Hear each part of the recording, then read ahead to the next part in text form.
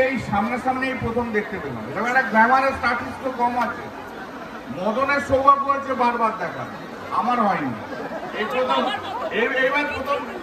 প্রথম দেখা হলো। যাই হোক, জয় জয় জগন্নাথ দেবের মায়ের রথযাত্রা 629তম বর্ষ।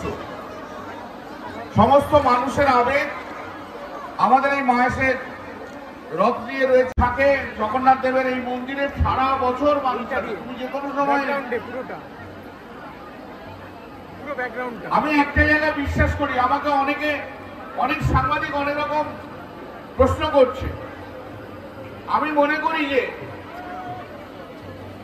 ভক্তের শ্রদ্ধায়, ভালোবাসায়, বিশ্বাসে, প্রেমে যে কোনো মূর্তি প্রাণ পায় এবং সেই প্রাণটা পাওয়াটাই বড় কথা। মূর্তিটা কোথায়, কোন জায়গায়, সেই নিয়ে তর্ক বিতর্ক যারা করে তারা বোকা। আর আমাদের জগন্নাথের মায়ের জগন্নাথের অনেক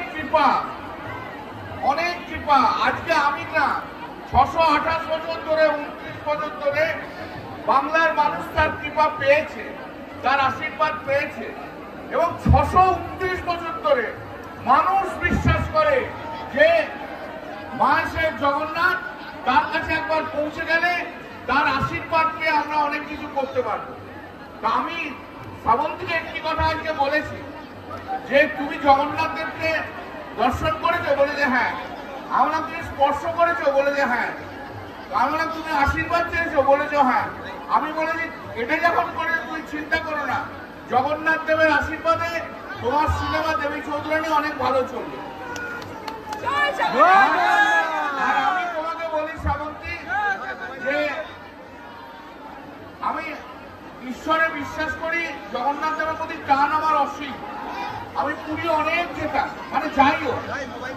আমাকে এখানে যে 2009 যখন ক্যান্ডিডেট হয়ে এসেছি, আমি তখনই মনে করেছি জগন্নাথ দেবের আশীর্বাদের জন্য দিদি আমাকে ক্যান্ডিডেট করেছিল এবং তার আশীর্বাদের জন্য পরপর 4 বার জিতেছি।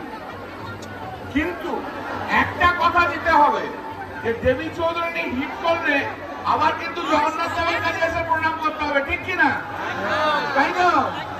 একদম বললাম না, আজকে আমি কথা দিয়ে যাচ্ছি, প্রিয়াঙ্কাকে বলছি আমি আমাদের ছবি হিট করুক, চাই দর্শকদের উপর রিলিজ হওয়ার পর আমি অবশ্যই আমার টিমকে নিয়ে এখানে আসবো। মাহেশের ভগবান, আমাদের প্রভু, জয় জগন্নাথ করে যাক। তো এবারে আর কি বলার আছে?